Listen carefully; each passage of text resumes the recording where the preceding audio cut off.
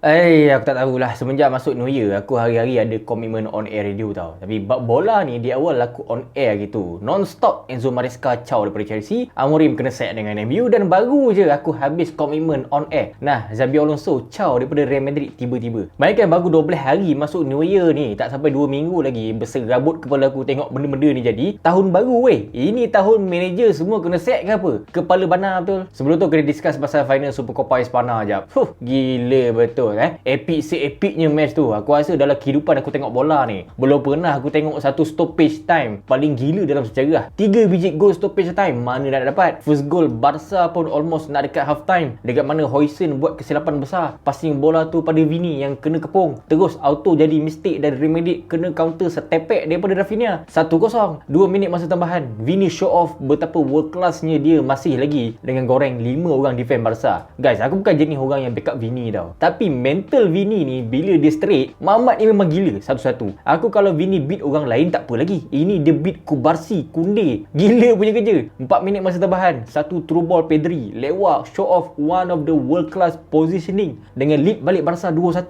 Ingat half time dah settle lah kan daripada tadi. Nah, selang 2 minit dengan satu corner, Hoysen revenge balik mistake dia tadi dengan satu header, Gonzalo Garcia score bila Madrid berjaya serabutkan box Barca untuk kali kedua straight. 2-2, Madrid ikat balik Barca. Second half aku tengok dua-dua tim ni bukan main perhabis meneroka depan gawang masing-masing. Kali kaki Asensio juga yang jadi punca. Bola deflect, habis kena tipu Courtois. 3-2. Walaupun aku tak berapa minat approach Alonso dalam game ni, dekat mana most of the time daripada awal ni diorang main defensif, main low block kat bawah je, tapi dengan tight game macam ni, beza satu gol dan gol tu pun deflect. Madrid sendiri ada momen diorang second half untuk buat game ni jadi 3-3. Bagi aku fair. Tak adalah kalah huduh mana kan. Come on lah. Arda Güler yang gila season ni pun main 22 minit. Partner in crime Arda Güler, siapa? Mbappe yang injured pun main kejap je, siap kena pangkah lagi. Siapa red card dia orang. Congrats pada Barca sebab angkat trofi pertama tahun baru ni, dan first half gila tu, itu pertama kali jadi tau dalam sejarah bola sepak dunia abad ke-21 ni. Dan Hansi Flick dalam final tu, dia tunjukkan cheat code dalam satu-satu game bola sepak. Hansi Flick belum pernah lagi kalah mana-mana final dalam sejarah career manager dia. Dalam game yang chaos tu, walaupun terjadi semua benda ni, Hansi Flick tak panik. Dia start dengan sistem yang sama and dia biarkan bukan Yamal tapi Lewa dengan Rafinha yang buat kerja. Match ni tunjukkan yang level Rafinha tu macam mana, dekat mana. Sebab tu aku cakap tu, orang gila mana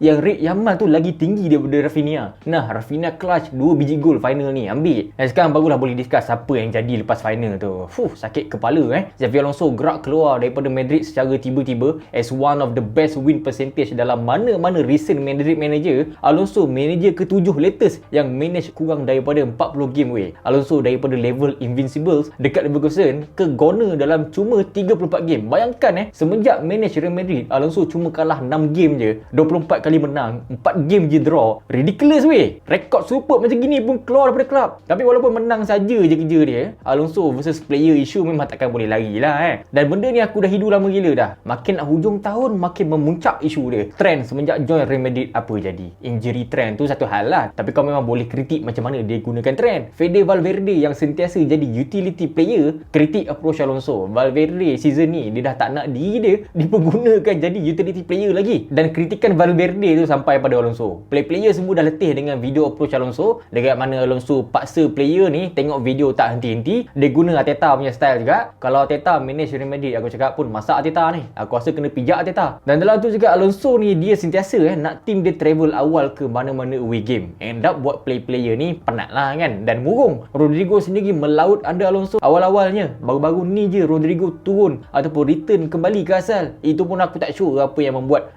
Rodrigo tu ada confidence dia semula. Dan paling besar, paling clear, isu Vini Junior dengan Alonso lah. Vini berdendam dengan Alonso sebab tak henti-henti kena bench. Vini tak puas hati, tak habis-habis kena sub ujung game je. Dan Vini sengaja buat masalah disiplin sebab tak puas hati dengan pendekatan Alonso ni. Dan aku ada cakap benda ni masa kita discuss dekat Astro Arena dulu. Aku dah cakap percentage untuk Alonso gone season ni lagi tinggi daripada Vini tu gone. End up memang betul. Tapi kalau kau nak maki Vini tu lebih-lebih pun tak boleh juga. Kau nak maki Alonso lebih-lebih pun tak boleh juga. Sebab Vini kalau dia masuk daripada sub tu pun dia bagi impact. Itu cerita dia. End up memang betul lah. Apa yang aku hidu 2-3 bulan lepas memang jadi. Sampai tahap play-player sendiri 2 bulan lepas split sesama sendiri. Aku explain kat korang ada 3 camp dalam Madrid ni. First, grey area. Ada Bellingham punya side yang aku agree. Bellingham memang tak digunakan dengan betul. Ada camp Vini Junior dekat mana aku pun terkejut. Player yang jarang buat hal macam Rodrigo, Brahim Diaz, Valverde Valverde, Endrick, Flamendi, side Vini komplain pasal approach training Alonso. Diorang even mengadu dekat Perez tau, kalau Alonso terus guna approach bongok ni dalam training, diorang tak nak renew kontrak. Dan ada side yang backup Alonso sebenarnya. Siapa dia? Ini yang paling media suka putar belit ni, Mbappe. Walaupun Mbappe tak nak buat guard of honor pada Barca semalam, tapi percaya cakap aku, Mbappe lah orang yang support Alonso sebelum-sebelum ni. Dia dengan Chouameni, Adragula, Carvajal, Courtois, semua player ni backup Alonso sesama player untuk terus bagi Alonso tu peluang, dan suka dengan approach Alonso sampailah Alonso caw daripada Madrid tiba-tiba. Tapi aku nak cakap satu benda, permainan media yang kata Mbappe tu punca Alonso gerak keluar, jangan pakailah, sebab kau patut consume story semenjak first day Alonso manager Real Madrid, bukannya story satu hari lepas aja. Tapi sejujurnya daripada aku, bila Real Madrid cuba untuk sign Alonso as a new manager gitu, aku memang rasa tak matching, sebab Alonso masih di awal career dia as head coach. Dia ni pure coach, tactical style, gaya gameplay, how to attack, how to defend memang dia mampu. Tapi in terms of managing a squad superstar, itu yang aku rasa lacking even masa dia manage Leverkusen lagi. And yes, aku yakin yang Alonso memang takkan lama dekat Madrid, sebab dalam mana-mana kelab dunia yang ada superstar power lebih daripada mana-mana kelab lain, the pinnacle paling atas on top of the hierarchy, Real Madrid. Sebab tu sebelum ni orang kata yang Ancelotti tak ada taktik, tak ada coaching, tapi macam mana manager yang kau beria kata tak ada taktik tu mampu menang macam-macam jenis trofi dekat Real Madrid. Ancelotti tu dia cuma perlu angkat kening je tau, player terus menang game, dan tak ada siapa mampu petikai Ancelotti. Sebab Ancelotti ni dah wujud sejak apa? Zaman dinosaur lagi. Dia dah manage R9, Cristiano Ronaldo, Kaká, Zidane, Maldini, Pirlo, Nesta, Ibra, Ronaldinho, Cafu, Lampard, Drogba, Anelka, Buffon, Del Piero, Henry, dan bersepah lagi legend dunia dia dah manage. That's why Ancelotti dalam top 3 all time ultimate manager yang pernah wujud. Kelab macam Real Madrid ni sejujurnya dia orang memang hanya perlukan seorang manager yang mampu kawal dressing room, kawal ego player, kawal manusia lah, senang cerita. Sebab player-player superstar ni atas padang, dia orang dah tahu dah apa yang dia orang nak buat. Engkau cuma kena tweak sikit, keluarkan apa yang hilang, tutup apa yang lebih, and so on. Ini bukan aku sendiri yang cakap, Mourinho, Zidane sendiri kata, tengok side coach yang utama kan tak pun cuba fokus pada tactical, takkan survive lama dekat kelab macam gini. Sebab bukan apa, kelab Real Madrid ni daripada zaman dulu kala lagi memang penuh dengan superstar, ego, dan adakah fan yang tak berpuas hati kena ubah DNA Madrid? Tidak. Engkau kena mengaku yang hanya manager yang ada experience lama dalam dunia bola je. Kalau kau baru pun kau mesti kawal player-player ni, manager yang mampu control the dressing room je yang mampu survive lama dekat Madrid. Guys, Zidane tu bab tactical biasa-biasa je,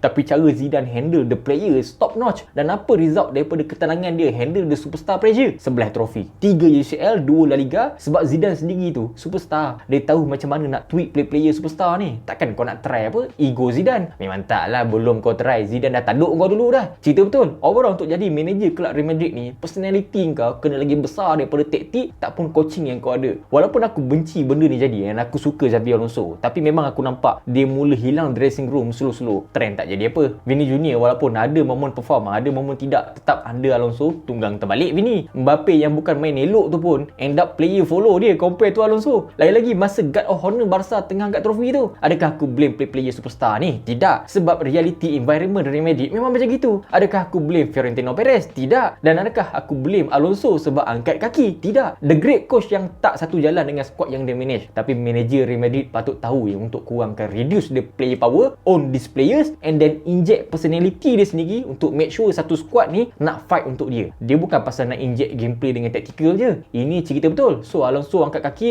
which is untuk aku sendiri sayang gila kot. Aku memang suka Alonso, tapi nature Real Madrid daripada dulu memang macam gitu. Kali nak cakap apalah, aku harap Alonso kembali manage big team lah kan. Dalam board MU apa, Ineos yang bongok tu perlukan coach only, not a managers. Why not sign Xabi Alonso? And next, selaku loyal soldier Florentino Perez, Arbeloa naik ke permanent manager. Walaupun aku tahu kerja belakang Arbeloa sekarang memang superb gila untuk handle player Castilla tu. Arbeloa ni mana tak tahu dia memang vocal player daripada zaman Mourinho lagi. Aku tengok dia manage team muda pun kuat bagan kat dia ni. Youth team Real Madrid dapat treble under dia. Arbeloa ada faktor fierce yang Perez tu suka untuk manage ego first team. Cuma persoalan dia sekarang ni gap La Liga ada 4 poin. Defend tengah diisu. Satu trofi dah melepas, tinggal La Liga, UCL. Dan mampu ke Arbeloa pergi jauh season ni dan buat apa yang Zidane dengan Ancelotti buat dekat Madrid? Aku nak pointed kat korang yang Alonso guna control approach, Alonso guna ala-ala Teta punya style, tapi Arbeloa guna gegen pressing punya approach. Dia sendiri study Klopp punya principle. Dan lagi satu kau kena tahu, legendary fitness coach Antonio Pintus pun join dia sekarang ni. Kau boleh expect tim ni terus menerus mencari gol lah kan, rather than passing kiri kanan. Tapi approach Arbeloa ni perlukan front three depan tu jadi best line, sama macam Mane, Salah, Firmino buat dulu. Dan kita tahu gegen pressing perlukan 3 solid dekat tengah dengan Bellingham, Valverde Valverde, Camavinga ataupun Tchouaméni. Aku rasa sister ni memang cun-cun masuk dekat Madrid. Cuma untuk tengok apa yang betul-betul jadi nanti, here we go lah cerita dia. Sejujurnya aku memang sayang tengok Alonso gerak keluar. Cuma DNA Real Madrid ni terlampau besar sangat. Win rate Alonso dekat Madrid pun superb gila. Nak buat macam mana kan? Daripada kau kena hadap ego player yang buat kau serabut kepala, gerak je lah Alonso. Dan selagi Perez hidup, Real Madrid akan terus being Madrid. Superstar, trofi, ego akan terus terbati dalam DNA dia orang. Dan nasib baik dekat sini, Lingard tak ada dekat Madrid tau. Kalau tidak, seluruh tim Madrid tu joget-joget, lagi sakit kepala Alonso.